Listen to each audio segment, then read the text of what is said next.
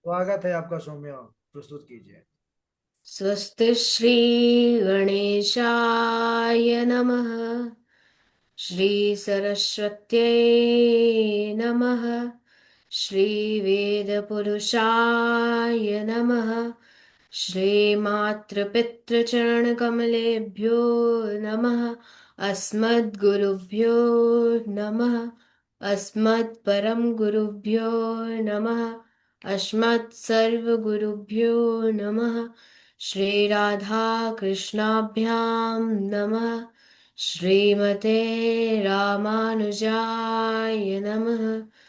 लम्बोदरं परमसुन्दरमेकदन्तं पीताम्बरं त्रिनयनं परमं पवित्रम् उद्यद्दिवाकरनिभोज्ज्वलकान्तिकान्तं विघ्नेश्वरं सकलविघ्नहरं नमामि।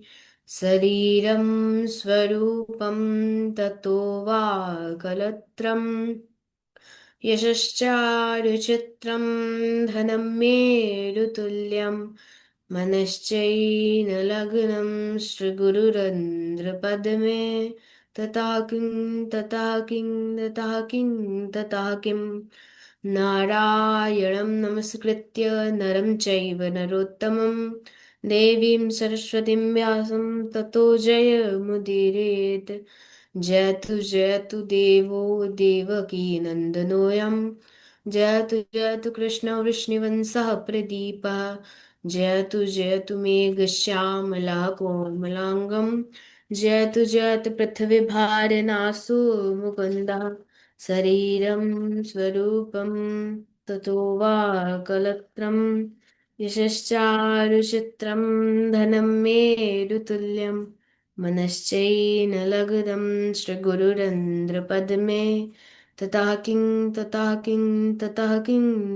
किं वरहापीडं नटवरवपुः कर्णयो कर्णिकारं बिभ्रद्वासा कनकपिशं वैजयन्तीं च मालां रन्ध्रान् वेणोदधसुधया पूरयन् गोपवृन्दैः वृन्दारण्यं स्वपदरमणं प्राविशद्गीतकीर्तिः करारविन्देन पदारविन्दं मुखारविन्दे विनिवेशयन्तं वटस्य पत्रस्य पुटे शयानं बालं मुकुन्दं मनसा स्मरामि।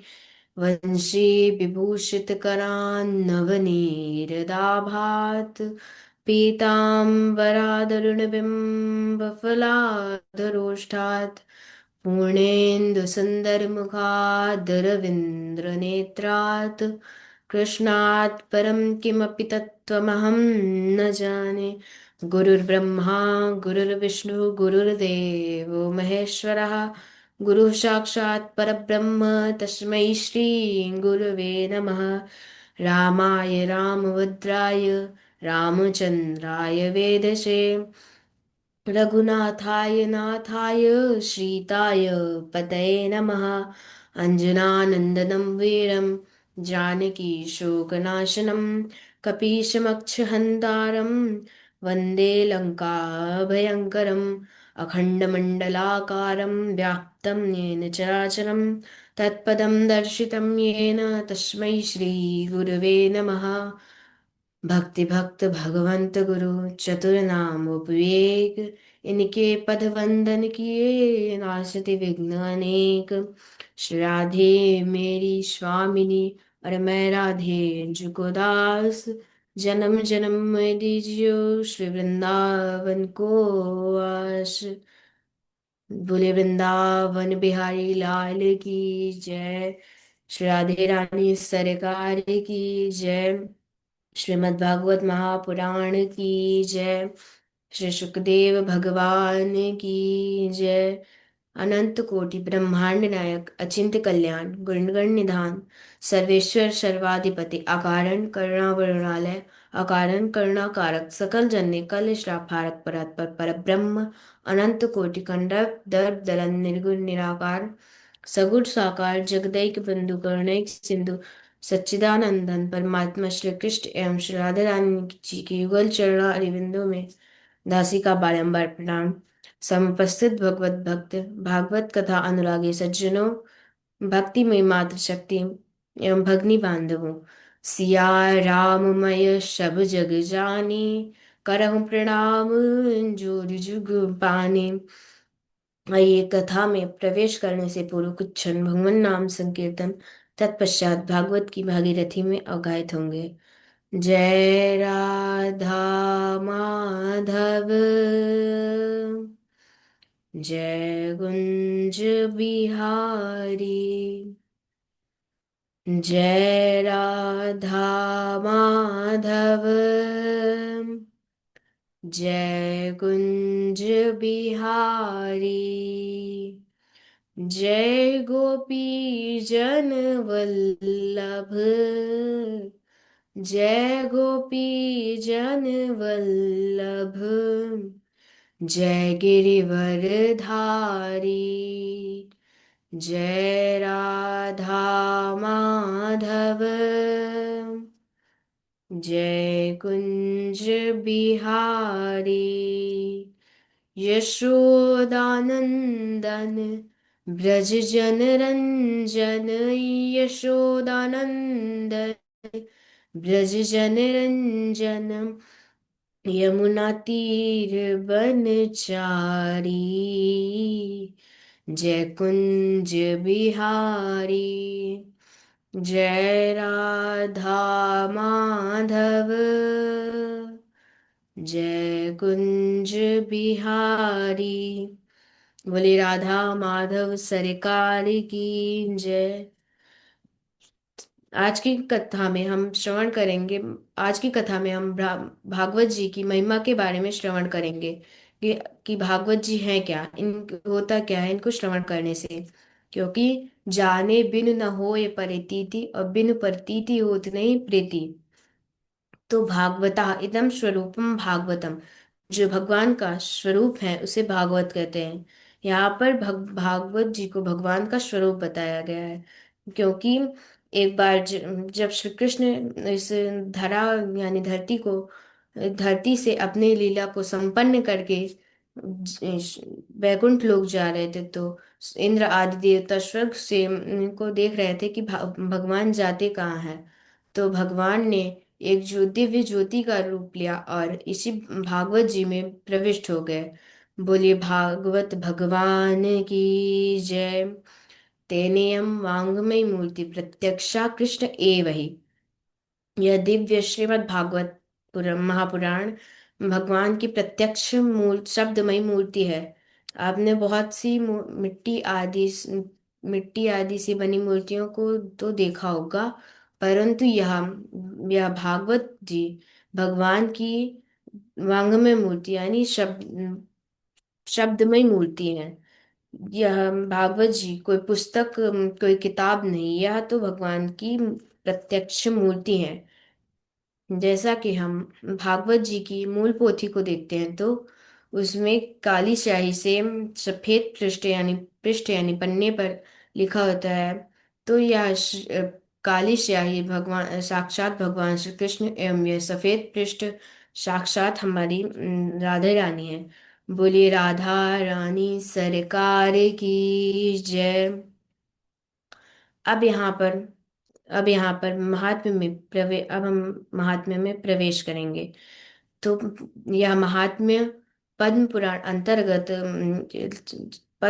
अंतर्गत 6 अध्याय में है, जिसमें प्रारंभ के 3 अध्यायों में भक्ति ज्ञान और वैराग्य, और 2 अध्यायों में पतित धुंधकारी, और एक अध्याय में श्रीमद् भागवत महापुराण को श्रवण करने की विधि बताई गई है। तो सच्चिदानंद रूपाय विश्वोत्पत्त्यादि हेतवे तापत्रय विनाशाय श्री कृष्णाय वयम नमः। यहाँ पर भगवान के 3 रूपों का वर्णन किया गया है। पहला सत्य, दूसरा चित्त और तीसरा आनंद। ये भगवान के स्वरूप तो कई हो सकते हैं, परंतु रूप 3 ही है। अब यहाँ पर हम जानते हैं कि सत्य क्या है। सत्य जो त्रिकालाबाधित सत्य है, यानी भूत, भविष्य और वर्तमान।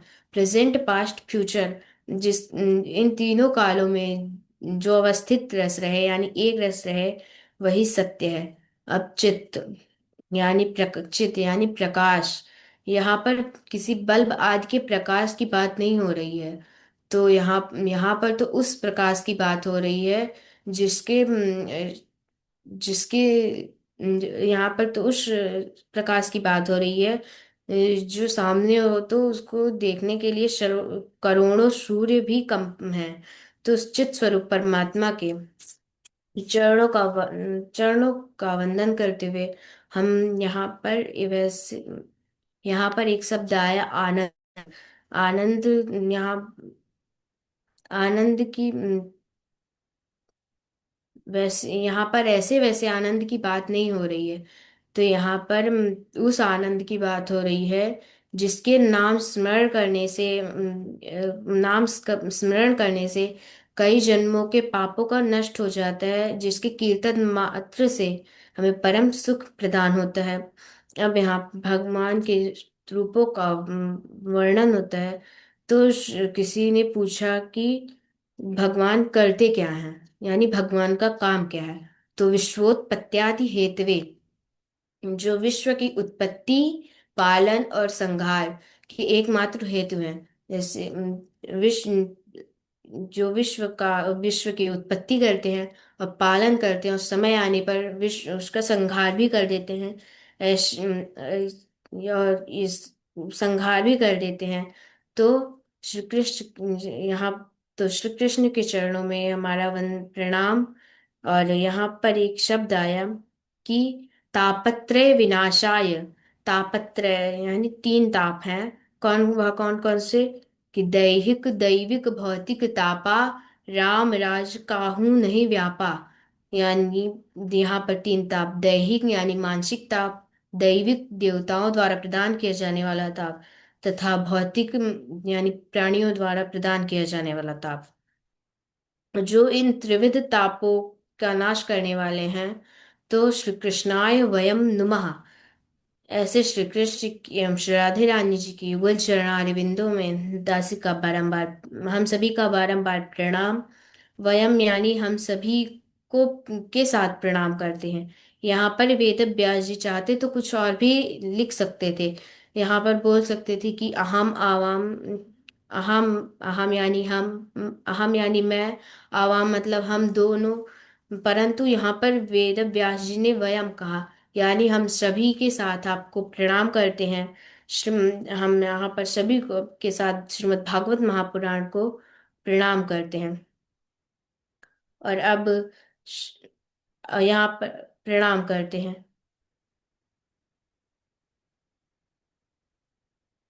अब द्वितीय श्लोक में श्री वेद व्यास जी कहते हैं कि यम प्रव्रजन्त मनपे तम पेत कृत्यम द्वैपायनो विरह का तर आजुहाव पुत्रेति तन्मयतया तरवोभिनेदुष तम सर्वभूत हृदय मुनिमानतोऽस्मि। यानी जिस समय श्री सुखदेव जी का उपनयन संस्कार आदि यानी उपनयन यानी यज्ञोपवीत संस्कार भी नहीं हुआ था, उस समय उस समय उनका उनका जैसे ही जन्म हुआ तो वह वन की ओर भागने लगे। और श्री वेद व्यास भगवान उनको पुकार रहे थे पीछे से कि पुत्र पुत्र कहाँ जा रहे हो, मत जाओ, रुक जाओ। तो उनके स्वर में स्वर मिलाते हुए वहां के वृक्षों ने भी बोलना प्रारंभ कर दिया कि श्री सुखदेव जी से कहना प्रारंभ कर दिया कि पुत्र मत जाओ। परंतु श्री सुखदेव जी की तरफ से परंतु श्री सुखदेव जी ने है कि उत्तर दिया है कि वेद व्यास जी आप अत्यंत ज्ञानी हैं, इस समय पुत्र मोह से दुखी हो रहे हैं। हम हम अज्ञानी हैं, परंतु हमें देखो प्रतिवर्ष हम ना जाने कितने फल हमें ना जाने कितने फल लगते हैं। और फल लगते हैं और उत्पन्न होते हैं और नष्ट हो जाते हैं, हम दुखी नहीं होते। दुख त्याग दीजिए, क्योंकि आत्म रूप से श्री सुखदेव जी सबके हृदय में विराजमान हो गए, ऐसा वृक्ष कह रहे हैं वेद व्यास भगवान से। और ऐसे सर्वभूत हृदय भी श्री सुखदेव जी को नमस्कार करता है। और हम सब भी श्री सुखदेव जी को नमस्कार करते हैं। नैमिषे श्रुतमाशीनम् अभिवाद्य महामतिम् कथामृत रसस्वाद कुशला शौनको ब्रवीद। यानी तीर्थों में श्रेष्ठ नैमिषारण्य जो अत्यंत पवित्र है, साधकों को सिद्धि प्रदान करने वाला है, ऐसे नैमिषारण्य के तीर्थ में विद्यमान परम विद्वान श्री श्रुत जी से कथामृत का रसस्वादन करने में कुशल श्री शौनक जी ने कहा कि अज्ञान ध्वान विध्वंस कोटि सूर्य समप्रभा सूताख्यायि कथा सारम मम कर्ण रसायनम। श्रुति जी आप का ज्ञान अज्ञानता रूपी अंधकार का नाश करने वाला है, करोड़ों सूर्य के समान है। इसलिए आप हमारे कानों में अमृत के समान मधुर लगने वाली कथा सुनाइए। वह कथा भक्ति ज्ञान वैराग्य को प्रदान करने वाली हो, जिससे माया मोह आदि सभी का नाश हो जाए, जिसे वैष्णवों भक्तों ने कही हो। इस घोर कलिकाल के कारण प्रायः जीव आसुरी स्वभाव का हो गया है। वह कथा उन्हें शुद्ध करने वाली हो, श्रेष्ठ हो तथा श्रेष्ठ तथा पवित्र से भी पवित्र हो। तो शीघ्र ही भगवान श्री कृष्ण जो शीघ्र ही भगवान श्री कृष्ण को प्राप्त कराने वाली हो। कालव्याल मुखग्रास त्रास निर्नाश हेतवे श्रीमद्भागवतम शास्त्रम कलौकीरेण भासितम। काल रूपी महान सर्प का ग्रास बने हुए बैठे की प्राणियों की दुख से निवृत्त के लिए कलिकाल में श्री सुखदेव जी ने भागवत का प्रवचन किया। जन्मांतरे भवेत पुण्यम तदा भागवतम लभेत। जब मनुष्य के कई जन्म कई जन्म के पुण्यों का उदय होता है, तब भागवत जी का कथा सुनने को मिलती है। जिस समय श्री सुखदेव जी राजा परीक्षित को कथा सुना रहे थे, उस समय देवता आदि अमृत का कलश लेकर आए। परंतु राजा परीक्षित लेकर आए तो उन्होंने श्री सुखदेव जी के चरणों में प्रणाम किया और श्री सुखदेव जी से कहा कि आप यह अमृत का कलश आप ले लीजिए और राजा परीक्षित को पिला दीजिए। और हमें यह अमृत रूपी कथा का श्रवण कराएं। तो श्री सुखदेव जी कहते हैं, क्व सुधा कथा लोके क्व काचा क्व मरिर्महान ब्रह्मरातो विचार एवं तदा देवान जहास। पिछले सुखदेव जी कहते हैं, देवताओं इस व्यापारिक बुद्धि को दे श्री सुखदेव जी ने इस देवताओं की इस व्यापारिक बुद्धि को देखा तो कहने लगे कि देवताओं जैसे कांच मणि की बराबरी नहीं कर सकता, वैसे ही यह अमृत कथा अमृत की बराबरी नहीं कर सकता। तो स्वर्ग का अमृत दीर्घजीवी बनाता है और यह कथा अमृत मनुष्य को दिव्य जीवी बनाता है। स्वर्ग के अमृत का फल पुण्य छीने यानी पुण्य उससे पुण्य क्षीण हो जाते हैं। और मृत्यु लोकम विशंति। ये पुण्य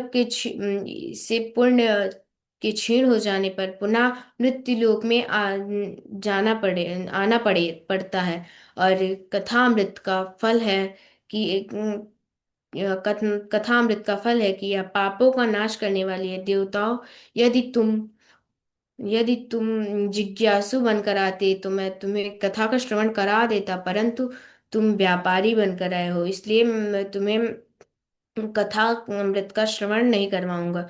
श्रीमद् भागवती वार्ता श्रवणानामपि दुर्लभम।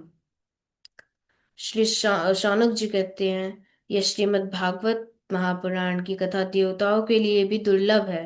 जब श्री सुखदेव जी ने देवताओं को हंसी उड़ा दी तो देवता आदि देवता जो मुंह लटकाकर ब्रह्मा जी के पास गए और कहा कि अम, पृथ्वी में जो घटना हुई है थी वह सब ब्रह्मा जी को सुनाया। और ब्रह्मा जी ने एक कहा कि देवताओं दुखी मत हो, देखते हैं 7 दिन पश्चात यानी 7 दिन के बाद इस परीक्षित का होता क्या है। तो 7 दिन के पश्चात जब राजा परीक्षित का मोक्ष हो जाने पर मोक्ष को देखा तो ब्रह्मा जी को बड़ा आश्चर्य हुआ और उन्होंने एक सत्यलोक में एक तराजू बांधा और उस पे एक संपूर्ण साधनों को रखा और एक तरफ दूसरी तरफ श्रीमद् भागवत महापुराण को रखा, जिस भागवत जी की महिमा के सामने समस्त साधन हल्के पड़ गए। श्री मे निरे भगवद रूपम शास्त्रम भागवतम कलौ पठनात् श्रवणात् सद्यो वैकुंठम फलदायकम। उस समय समस्त ऋषियों ने माना इस भागवत को पढ़ने या फिर श्रवण करने से वैकुंठ की प्राप्ति निश्चित होती है। यह श्रीमद् भागवत की कथा देवर्षि नारद ने ब्रह्मा जी से सुनी, परंतु साप्ताहिक कथा उन्होंने सांकादिक ऋषियों से सुनी। सौनक जी ने कहा कि देवर्षि नारद ने एक स्थान पर अधिक देर तक नहीं ठहर सकते, तो उन्होंने किस कारण से इस कथा को सुना। श्री सुखदेव जी। अब हम आगे की कथा को अगले वक्तव्य में श्रवण करेंगे। बोलिए श्री कृष्णचंद्र भगवान की, श्रीमद् भागवत महापुराण की जय। राधे राधे गुरु जी। बहुत सुंदर कथा हुई सौम्या जी। बहुत सुंदर। इसी प्रकार कथा का अभ्यास करते रहो, राधा माधव की कृपा तुम पर बरसेगी और बहुत जल्दी तुम भागवत कथा करने में प्रवीण हो जाओगे। हाँ, बहुत सुंदर तुम्हारी कथा है और इसी प्रकार अभ्यास करते रहो और आगे जल्दी जल्दी वक्तव्य दो जिससे तुम्हारी